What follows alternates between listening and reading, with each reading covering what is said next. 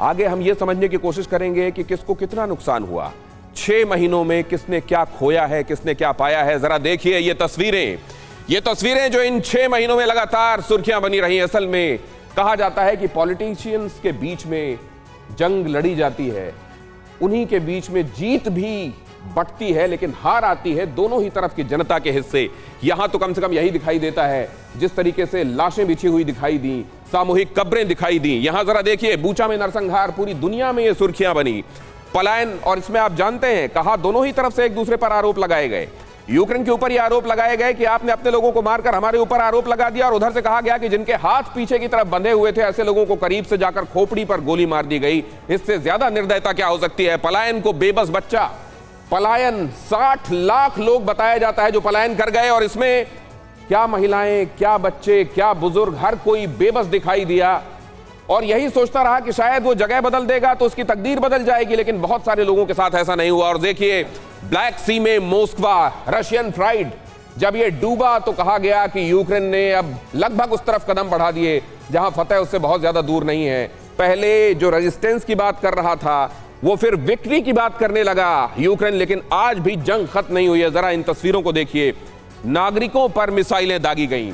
उधर से कहा गया कि आप सिविलियंस को भी अलग नहीं कर रहे, आप क्या मिलिट्री के साथ साथ सिविलियन ठिकानों को भी निशाना बना रहे हैं, और क्या ये वॉर कन्वेंशंस का उल्लंघन नहीं है। तो उधर से कहा गया कि जब आप नागरिकों के हाथों में थमा देंगे हथियार तो हम क्या करेंगे, फिर तो वो आपके मिलिट्री के दायरे में ही आएंगे। और इधर जरा देखिए क्या हुआ कीव में, और न जाने कितनी जगहों पर। ये तो एक जगह आप देख रहे हैं, एक दूसरे को ये बताने के लिए कि हमारी ताकत तुमसे ज्यादा और हम तुम्हारे आगे झुकेंगे नहीं। इस तरीके की न जाने कितनी तस्वीरें सामने आई जहां एक दूसरे के हथियारों को समाप्त किया गया, एक दूसरे के फाइटर जेट्स गिराए गए, हेलीकॉप्टर्स गिराए गए। और यहां देखिए लुहांस्क की बर्बादी, खासतौर से ये डोनबास का इलाका जहां लुहांस्क और डोनेस्क ने बहुत ज्यादा तबाही झेली है। रूस का खास तौर से यहां पर गुस्सा देखने को मिला। इस तरह की न जाने कितनी तस्वीरें 6 महीनों की के जंगी सीन को बयान करती है तस्वीरें। और ये तस्वीरें असल में न जाने कितनी सारी तस्वीरों में से कुछ एक तस्वीरें हैं जहां सिर्फ विध्वंस दिखाई देता है, बर्बादी दिखाई देती है। ये दिखाई देता है कि लोगों को ये अकल आई थी इससे पहले भी, जब भी लड़ाई हुई,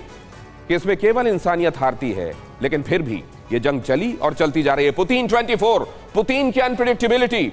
जरा इसमें यह भी देखिए कि इसमें मुख्य रूप से क्या हुआ है, क्या खोया क्या पाया का अगर आप एनालिसिस करते हैं, हजारों लोग मारे गए। इंसानी जान से कीमती कुछ नहीं होता, और वो जाने गई हैं इसमें। यूक्रेन के, मैंने आपको बताया 60 लाख उनकी तादाद कही जा रही है जो लोग विस्थापित हुए हैं। जमीन इन दोनों से कम महत्वपूर्ण, लेकिन ये फैक्टर बहुत महत्वपूर्ण कि पहले क्रिमिया गया और उसके बाद अब जो जमीन बताई जा रही है 20% ऑफ द लैंड यूक्रेन की, वो चली गई। रूस के सैनिकों का वहां पर नियंत्रण है। दुनिया में महंगाई, इस सब के चलते दुनिया को जो इसका जो रेमिफिकेशंस झेलने पड़े हैं, दुनिया में महंगाई बढ़ी, लाचारी बेबसी बढ़ी, भूख बढ़ी, क्योंकि खाद्यान्न संकट आया। आप जानते हैं ब्लैक सी से निकलने वाले खाद्यान्न के रास्ते को रोक दिया गया था। और फिर आप सोचते होंगे समुद्री जीवों का हम हवाला क्यों दे रहे हैं। 1958 की बात है, स्पैरो को मार देने के लिए माओ जेडोंग ने कहा था, और वहां उसके बाद पड़े अकाल में यह कहा जाता है कि लाखों लाख लोग मारे गए थे। पूरे इकोसिस्टम को गड़बड़ा देता है किसी एक जीव का। और यहां तो न जाने कितने समुद्री जीव, खासतौर से डॉल्फिन पर असर पड़ा। पूरी दुनिया में किस किस तरीके का असर पड़ा है, क्या हुआ है, इसको इलैबोरेट करेंगे, आगे आपको बताएंगे। लेकिन जरा यहां पर यह भी देख लेना चाहिए कि इंसानी जानों के हिसाब से अभी तक क्या आकलन किया गया है। आम नागरिक 5587 लोग मारे गए हैं इसमें, और ये ऑफिशियल फिगर्स में आपको बता रहा हूं। 7890 लोग जख्मी हुए हैं, और इनमें से कई बहुत गंभीर रूप से जख्मी हैं और कई स्थायी रूप से विकलांग हो चुके हैं।